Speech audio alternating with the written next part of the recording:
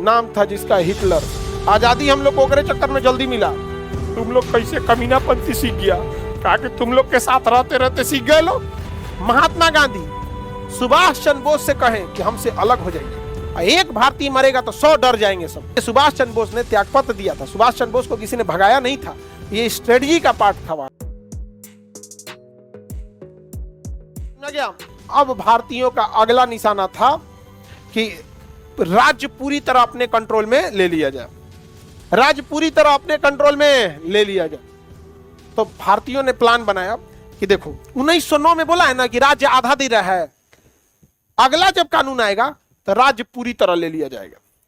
फिर 10-15 साल इंतजार किया जाएगा, अगला कानून में आधा केंद्र सरकार हथिया लिया जाएगा।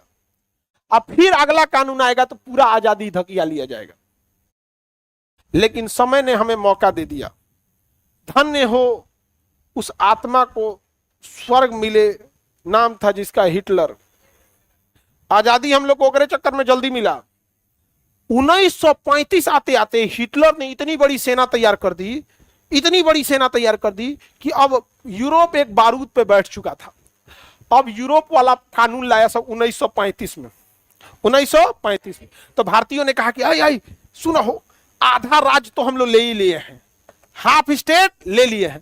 तो भारत वाला कहा कि अरे अंग्रेज आया है, फिर कह रहा है कानून बनेगा 1935 का, आधा के जगह अब क्या ले लेना है, पूरा राज्य।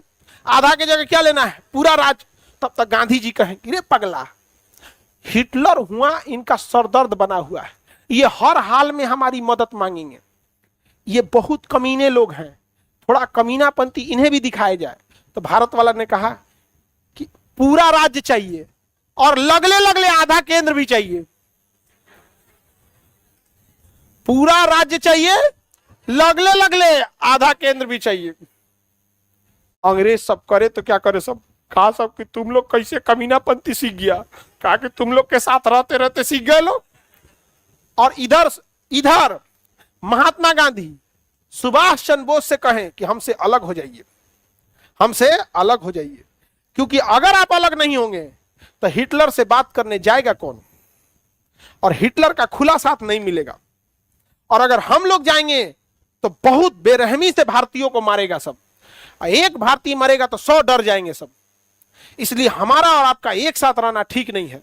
इसलिए सुभाष चंद्र बोस ने त्यागपत्र दिया था। सुभाष चंद्र बोस को किसी ने भगाया नहीं था, ये स्ट्रेटजी का पार्ट था वहां पर। तब सुभाष चंद्र बोस वहां से निकले और कहां गए, हिटलर। और यहां गांधी जी कह रहे हैं कि हम तो अहिंसा के पुजारी हैं, हम तो अहिंसा के पुजारी हैं, और हम वकील भी हैं, बैरिस्टर भी हैं, आप हमारे ऊपर लाठीचार्ज कैसे कर सकते हैं। तो सुभाष चंद्र बोस आग में घी का काम कर रहे थे, लेकिन बिना लकड़ी आग जले कैसे। तो आग में लकड़ी का काम गांधी और घी का काम सुभाष चंद्र बोस। समझने वाला समझ गया था। समझ में आ गया कि नहीं आ गया। यहाँ पे लहका रहे थे कौन, सुभाष चंद्र बोस, और कंटिन्यू कौन रखे थे, गांधी। मनोबल बढ़ा के रखे थे गांधी। जितना गरम दल वाला नेता देख रहे हैं ना, सब नरम दल होके गया है, सब इधरे से गया है सब। पहले गांधी जी के पास आता था, सब देखता था तो अंग्रेज कैसे बतियाता है, क्या है, देख लेता था, ये अंग्रेज रे, बड़ी नाम सुने थे इसका, बंदूक लेके घूमता है ऐसा ऐसा। सुभाष बाबू तो ऐसा बंदूक दिलवाइए करेंगे, हो गया। गांधी जी धीरे से भेजते थे, जो हो गया काम तुम्हारा। तो आईपीएल और वनडे मैच दोनों होना चाहिए। नया बहाली आईपीएल से, तो आंदोलनकारी की नया बहाली कौन करता था, गांधी जी। अब बाद में कहां चल जाते थे। दुर्भाग्य, अंग्रेजों को सबसे ज्यादा अगर नहीं होता है, किसी किसी को देख के आदमी का खून खौल जाता है, लेकिन कुछ कर नहीं पाता आदमी। तो गांधी को देख, इसलिए अंग्रेजों ने गांधी को बदनाम कर दिया था। अंग्रेजों ने गांधी को बदनाम किया था, स्ट्रेटजी के तौर पे बदनाम कर दिया वहां। वरना विभाजन तो जिन्ना ने किया। हर पढ़ा लिखा इंसान अपने आप से पूछ के देखो, विभाजन गांधी कहां किए, जिन्ना किए। अगर जिन्ना नहीं रहता तो विभाजन हो जाता नहीं। तो यहां भारत वाला अच्छा काम किया कि नहीं। हाँ, 1935 में क्या मांगा, पूरा राज्य और आधा केंद्र। तो 1919 में हम ये बोलेंगे कि राज्यों में द्वैध शासन। 1919 की सबसे बड़ी विशेषता, राज्यों में द्वैध शासन। 1935 में दो विशेषता, राज्य में पूर्ण स्वायत्तता, राज्य में पूर्ण स्वायत्तता और केंद्र में द्वैत शासन। अब बस एक झटका की ओर देरी थी, एक झटका की ओर देरी थी, क्योंकि राज्य पूरा आ गया था और केंद्र में आधा आ गया था, केंद्र में आधा आ गया था। अब यह हुआ कि अब कुछ करके पूरा का पूरा ले लेना है। इसी बीच भगत सिंह राजगुरु सुखदेव को नहीं बचाए थे तो सुभाष चंद्र बोस भी जानकार थे, सरदार पटेल भी वकील थे, जवाहरलाल नेहरू भी वकील थे, विभाजन नहीं हुआ था उस समय, जिन्ना भी वकील थे। तो अकेला एक वकील गांधी क्यों दोषी? सब तो वकीले थे ना, सरदार पटेल भी तो वकील थे। आप बताइए कि सरदार पटेल केस लड़े थे क्या सुभाष, इनका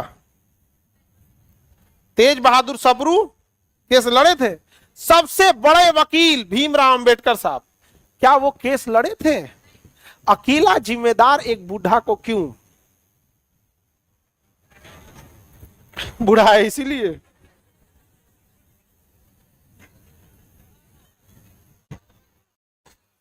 एक जिम्मेदार क्यों?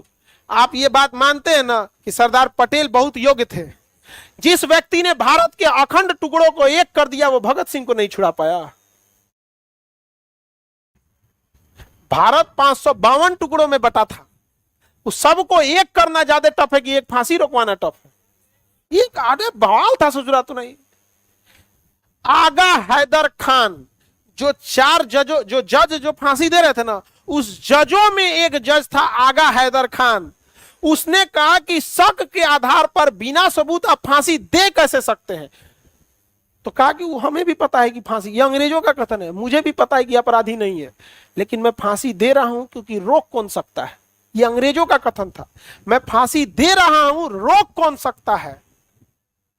आगा हैदर ने अपनी इस्तीफा दे दिया कि मैं ऐसी नौकरी को लात मारता हूं। समझ में आ गया?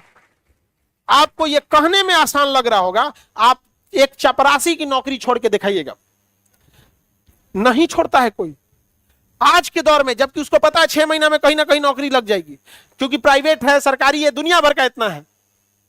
उस समय इतनी नहीं थी, यहां पर छोड़ दिया उसने नौकरी। ये चोट्टे इतने कमीने थे। आप किस मुंह से कहते हैं कि फांसी की सजा ये माफ कर सकते थे, जब जलियांवाला बाग में बिना निहत्थे लोगों को गोली मार दिया? जब निहत्थे पे गोली चलाने में इन चोट्टों को शर्म नहीं लगी तो भगत सिंह तो बम चलाए थे। आप भगत सिंह की बात करते, बताओ जलियांवाला बाग में क्या गुनाह था? कुछ नहीं, वो तो बेचारे निहत्थे थे, छोटे छोटे बच्चे मारे गए, महिलाएं मारी गई। नहीं समझे? ये इतने कमीने, समझ में गया? ये किसी के नहीं होते हैं। भारत पर क्या गुजरा है आपको बस देखना चाहते हैं अभी, तो आप एक न्यूज खोलिएगा, गाजा और इजराइल में क्या हो रहा है। जिस तरह बम्बार्डमेंट गाजा पे हो रही है ना, उस पे कौन मरे, बच्चा मरे, कोई प्रेग्नेंट औरत मरे, 2-2 महीने के बच्चे मरे, सब, उससे कोई मतलब नहीं है। कोई बोलने वाला है?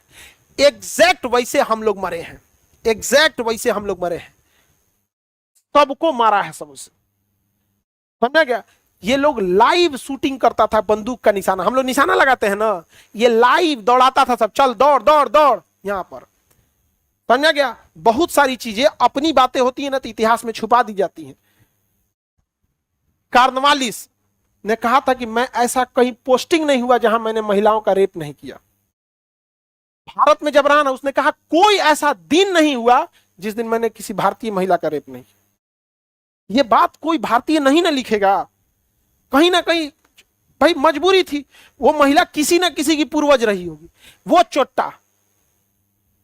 समझ में आया कि नहीं गया? भारत में बाल विवाह क्यों आया?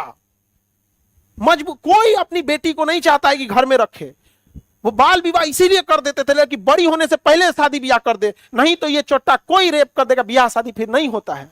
ये चोट्टा सब था सब। यहाँ आप लोग को मतलब इतिहास उसलिए पढ़े हैं कि एग्जाम में काम आ सके। जिस दिन हकीकत पढ़ लेंगे ना, कभी हमारे मुंह से आप सही से इनका नाम नहीं सुने होंगे। जब वो बोलते हैं टेढ़िए बोलते हैं।